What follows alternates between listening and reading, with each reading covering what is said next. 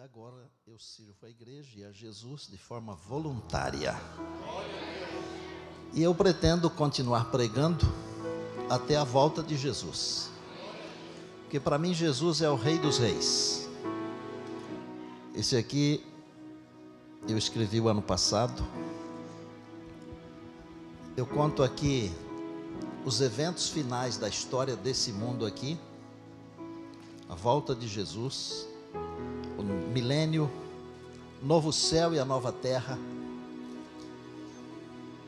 Porque Jesus é o Rei dos Reis. Esse aqui eu vou deixar aqui porque é do pastor Jefferson, meu filhão querido.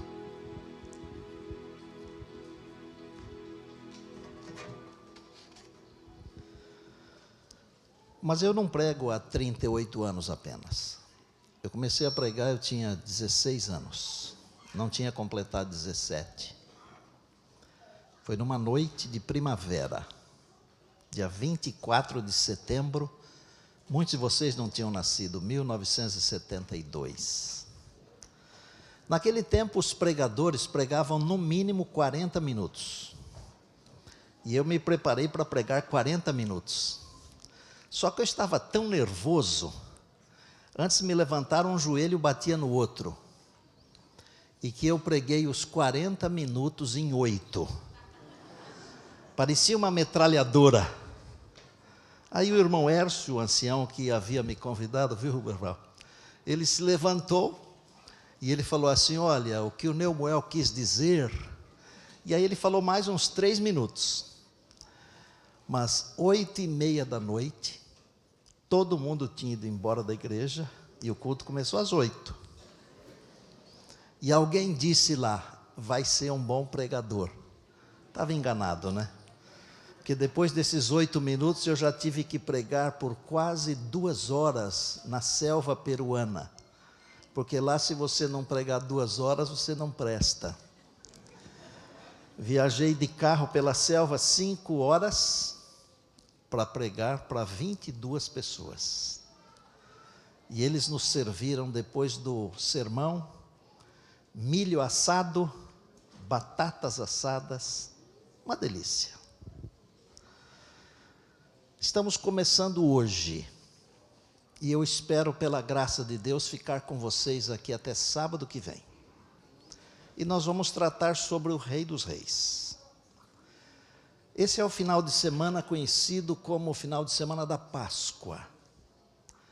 A Páscoa era a primeira festa do Antigo Testamento. Eram 7 as grandes festas, e eles começavam com a Páscoa. Muitos de vocês, talvez até adventistas ou cristãos de outras denominações, talvez vocês não saibam exatamente o significado da Páscoa. Porque eu, durante muito tempo, também não sabia. Às vezes nós achamos que a Páscoa significa a passagem do povo do Egito para Canaã, ou ainda a passagem do povo pelo meio do mar. Mas religião não tem muito a ver com você, não tem muito a ver comigo. Religião tem mais a ver com Deus do que com você. Mais a ver com Deus do que comigo. Quer ver? Quase sempre nas nossas preces, nós falamos para Deus das nossas coisas, das nossas necessidades, dos nossos sonhos, dos nossos problemas. Eu estou mentindo ou não? Não é verdade? Páscoa, Pessah, é a passagem, mas é a passagem de Deus. Porque naquela noite, Deus passou pelo Egito. Naquela noite, o anjo do Senhor passou por toda a terra do Egito, e ele só não entrou numa casa, na casa onde estava o sangue do Cordeiro. E então, essa uma casa, ela representa todas as casas onde havia sangue. E em todas as casas onde havia o sangue do Cordeiro, o anjo passou de largo, passou longe e o primogênito continuou vivo. Deus prometeu lá no passado, bem distante, um Salvador. E a Bíblia diz que, vindo à plenitude do tempo, Deus enviou o seu Filho, porque as coisas de Deus, elas acontecem no tempo de Deus.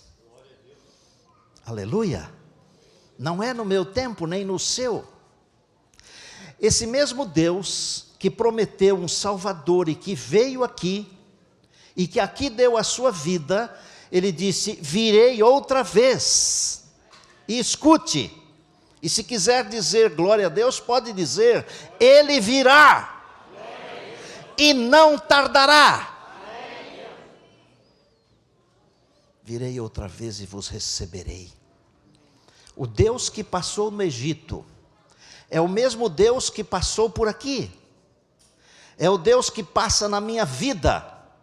E quando Ele passa na minha vida, Ele esparge o sangue do Cordeiro sobre mim, sobre o meu coração. E então o anjo da morte passa longe. E quando o Senhor, muito em breve, aparecer nas nuvens dos céus, Ele me levará, Ele levará você, Ele nos levará para a eternidade, e nós viveremos para todo sempre, aleluia. Eu aprendi que às vezes 8 minutos, eles valem muito mais do que 40. Por ser um programa muito especial hoje, eu vou tentar ficar entre os 8 e os 40. Está combinado? E eu acho que a melhor coisa para louvar o Senhor Jesus, o nosso Salvador, o nosso Senhor, a verdadeira Páscoa, é contar o que o Senhor Jesus fez, faz e ainda fará. Eu quero ler um verso da palavra para você. Eu poderia ler daquela conversa de Jesus com a mulher samaritana, quando ele disse assim: se você conhecesse o dom de Deus. Eu quero usar essa expressão, dom de Deus. Mas eu vou usar Paulo, em Efésios. Se você quiser me acompanhar, nessa hora você pode usar o smartphone para ler a Bíblia se quiser, tá? Mas depois só poderá usá-lo se for para mandar uma mensagem espiritual para alguém. Efésios capítulo 2 é o verso de número 8. Efésios 2:8, o apóstolo Paulo diz assim: porque pela graça sois salvos, mediante a fé. E isto não vem de vós, mas é dom de Deus. Quando Jesus falou para a samaritana: se você conhecesse o dom de Deus, eu acho que ele deve ter feito assim. Se você conhecesse o dom de Deus, é um presente. Esse é o presente, essa é a Páscoa. Páscoa não é coelho, nem ovo de chocolate, nem outras coisas. Páscoa é uma pessoa, é o Senhor Jesus. A Páscoa é a passagem desta vida para a vida eterna, na pessoa de Cristo. Essa é a verdadeira Páscoa. E Paulo então diz assim: não vem de vós, é dom de Deus. O que seria esse dom de Deus? Esse dom de Deus é pegar um indivíduo como eu, que está falando para vocês agora aqui. Um indivíduo de uma família simples, da roça, exatamente da roça, do interior de São Paulo, da lavoura. O indivíduo cuja família não tinha nada de bens deste mundo aqui. Dom de Deus é transformar um indivíduo como eu num pregador da palavra. Eu só não conheço ainda a Oceania. Está para o ano próximo esse assunto. Eu já estive pregando em todos os continentes. O que é isso? É dom de Deus. Dom de Deus é tirar você de onde Ele tirou e trazer você aqui. Mas tudo isso pode parecer pequeno para você, mas não é. Veja a alegria que existe no seu ser, no seu coração, na sua mente. Quão bom seria se o mundo todo tivesse a alegria que você tem. Se o mundo todo tivesse a expectativa que você tem, e se o mundo todo tivesse a capacidade que você tem de resolver os problemas. Você já viu como é que nós enfrentamos os problemas? Quando nós não conseguimos resolvê-los, nós dizemos assim: muito em breve Jesus voltará. E aí nós seguimos em frente, diga amém. Amém. Quero contar para vocês o que Jesus fez na vida de um homem. E durante toda a semana eu pretendo contar e mostrar alguma coisa, ok? São todas histórias reais, verdadeiras. Essa história é bem antiga. 1978, um obreiro bíblico de Brasília recebe um telefonema. Hoje nós pegamos o aparelho, nós temos, por exemplo, o FaceTime, e eu falo com os meus netos, que eles entendem muito mais do que eu, dessas coisas. A gente fala assim e vê. Quando nós assistíamos isso há uns 30 anos, que eles viam no filme, assim, o outro falando, a gente fala, isso é impossível, é ficção. Não é verdade? Mas em 1978, para você fazer um telefonema, era quase um parto. Você ia numa central telefônica, meninada, escute aí, vocês que já estão com o aparelhinho aí no bolso. Você ia numa central telefônica, dizia o número e para onde você queria ligar. Aí a telefonista espetava uns cabos assim, que pareciam esses cabos que a gente liga nos microfones. E ela dizia assim, vai demorar 40 minutos. Quando ela dizia vai demorar 40 minutos, você podia aplaudir, porque às vezes demorava 2 horas, às vezes demorava 4 horas. Eu não sei o que a gente fazia naquele tempo, porque a gente tinha tempo para esperar essas 2 horas. Hoje não tem.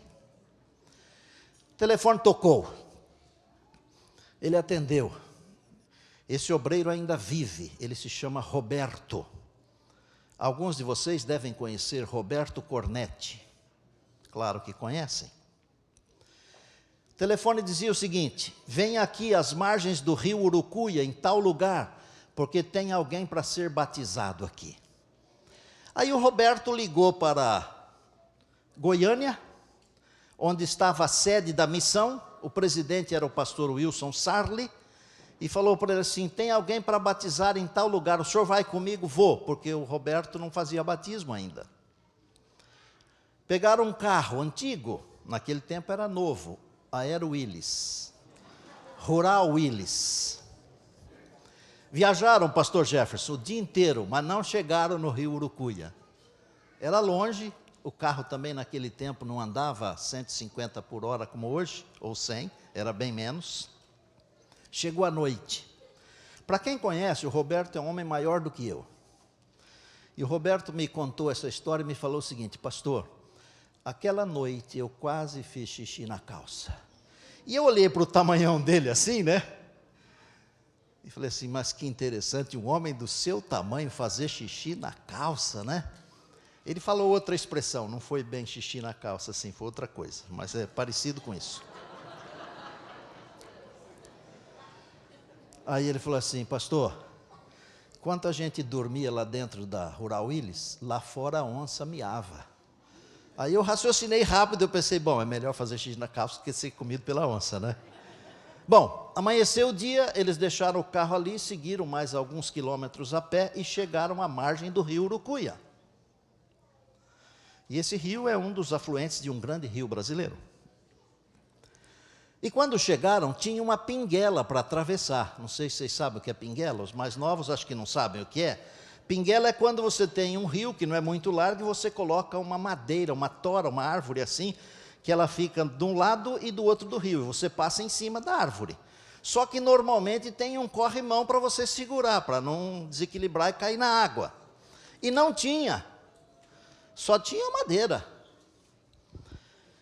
E eles gritaram do lado de cá, Raimundo Sabino, seu Raimundo Sabino. E lá de dentro um homem respondeu, quem é? E eles disseram, pastor adventista. Aí o Raimundo Sabino saiu de dentro da casa, jogou uma corda para eles, eles amarraram a corda do lado de cá, o Sabino segurou do lado de lá e eles atravessaram. Naquele dia, eles batizaram o Sabino, Raimundo Sabino, eles batizaram a esposa dele, e eles batizaram o João, o filho deles. Quem era o Mundico Sabino? Era um matador de aluguel. E ele já havia destruído ou matado 17 pessoas. No seu rifle, sua carabina, havia 17 marquinhas assim. Cada marquinha representava uma pessoa morta. Como que esse homem foi alcançado pelo Evangelho do Rei dos Reis, que é a nossa Páscoa, o Senhor Jesus? Ele recebeu de presente uma Bíblia. E ele começou a ler a Bíblia. E foi lendo a Bíblia, Gênesis, quando chegou em Êxodo no 20, deu confusão. Porque lá está escrito, não matarás. E ele falou assim, mas como é que eu vou? Esse é o meu ganha-pão. Não, porque tem gente que faz um monte de serviço por aí, alguns deles vocês não teriam coragem de fazer, e nem eu, não é verdade? Mas é profissão, né? Felizmente, ainda hoje é possível encomendar a morte de alguém por R$100. Só por R$100, em alguns lugares. O que ele fez? Pegou a Bíblia e não quis ficar com a Bíblia. Deu de presente para um irmão, morador também das margens do mesmo rio, só que uns 20 quilômetros acima. E o irmão começou a ler a Bíblia. E foi lendo. E de repente chegou onde? Não matarás. O irmão também era matador de aluguel. O que o irmão fez? Esse negócio não é para mim. Pegou a Bíblia e jogou dentro do rio. Um domingo qualquer, o João, filho do Mundico Sabino, estava pescando nesse rio com seu arpão, e ele viu que vinha descendo com a corredeira, com a correnteza, um negócio escuro, e ele pensou que fosse um tambaqui, um pacu, qualquer peixe, e puxou o gatilho. E quando puxou a cordinha, era uma Bíblia, mas ele já tinha visto uma Bíblia igualzinha àquela com o pai, chamou o pai, e o pai abriu a Bíblia em cima de um tronco de árvore, para certificar de que era a mesma Bíblia. E ao perceber que era a mesma Bíblia, o Espírito do Rei dos Reis, a nossa Páscoa, porque Deus amou o mundo de tal maneira que deu o seu Filho unigênito, para que todo aquele que nele crê, todo aquele, até o matador, a prostituta, e eu não vou falar outras coisas porque alguns se sentem ofendidos. Não importa quem a pessoa ou quem você seja, Deus amou o mundo de tal maneira que deu seu Filho. Esse é o dom de Deus. Raimundo tremeu. E para um matador de aluguel tremer, é só pelo Espírito do Senhor, né?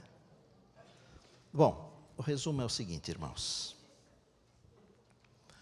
Passados uns 7 meses, o telefone toca de novo. Aquele parto todo que vocês já aprenderam, tá? O telefone toca de novo. Vem aqui porque tem mais gente para batizar. O Senhor Jesus é tão incrível. Vou repetir. O Senhor Jesus é tão incrível que Ele pode transformar um matador de aluguel em missionário. Você falou que era João para representar, mas eu não sei o seu nome, mas ele falou e está falado. O Senhor Jesus transforma corações. Raimundo resolveu fazer do restante da sua vida uma missão. E olha que coisa maluca, irmãos, amados, amadas. Ele começou a trabalhar com as famílias das quais ele havia matado alguém. Não é coisa de louco? O que a Bíblia diz? Que o Evangelho é o quê? É loucura. Que tal?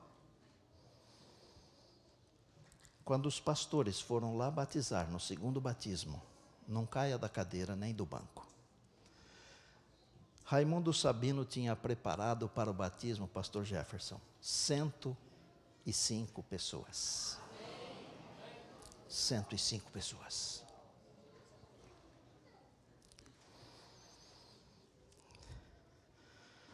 Falei que eu ia mostrar algumas coisas, né? Me ajuda aqui, pastor. Tira com carinho para ela não se estragar, tá? Vem aqui na frente, mostra para o povo de Deus a Bíblia do Raimundo Sabino.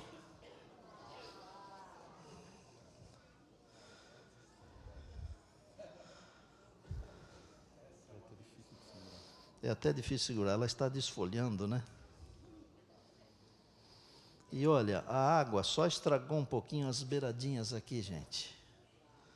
Vê que é um milagre de Deus, né?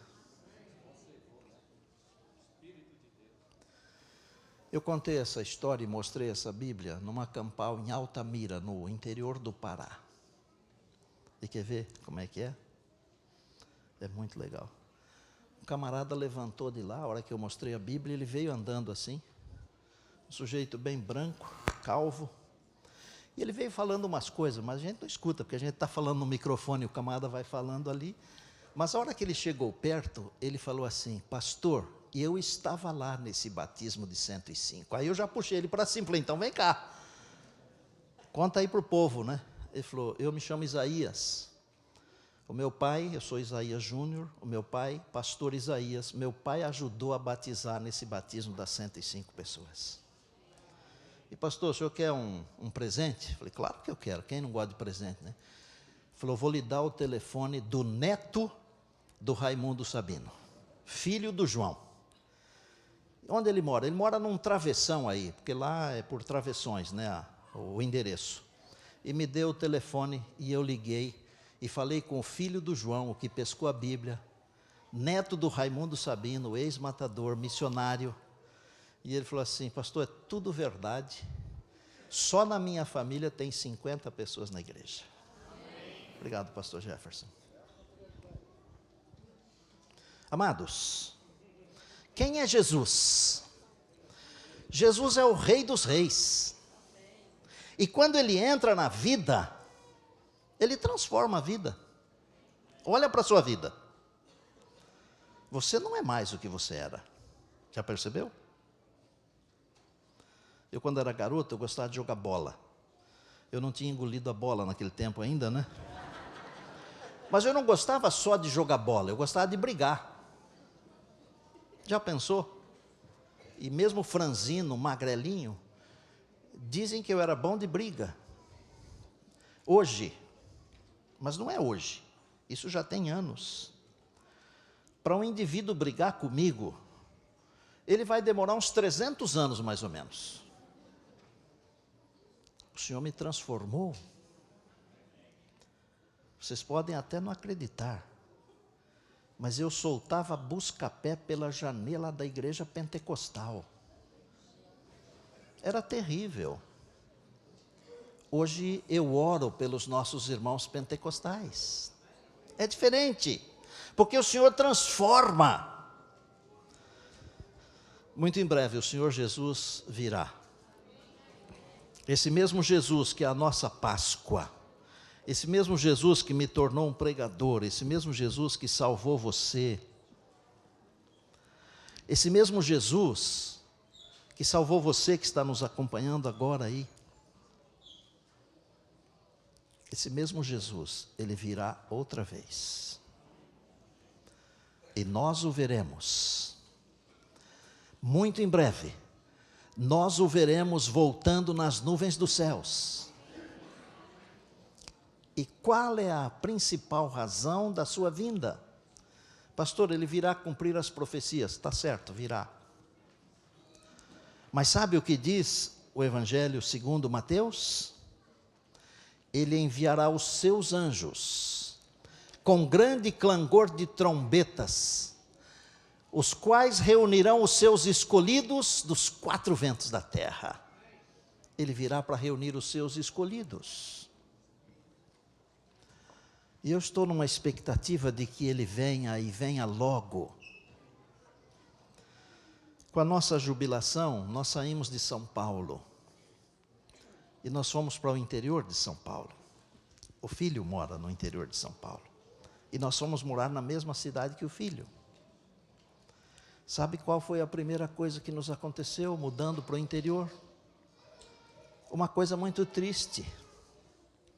O pai da minha esposa morou comigo 38 anos. 38 anos. E era um homem sensacional. O pastor Jefferson conheceu muito bem o Voneu. Tão sensacional que em 38 anos nós nunca iniciamos sequer uma discussão. Ele era muito bom. Nunca pescou durante toda a vida, mas como eu gosto de pesca, ele ia comigo para fazer companhia. No dia 2 ele se sentiu mal, foi andando para o carro, fomos para o hospital. Em 2 ou 3 horas eu estava voltando para casa só com as roupas dele.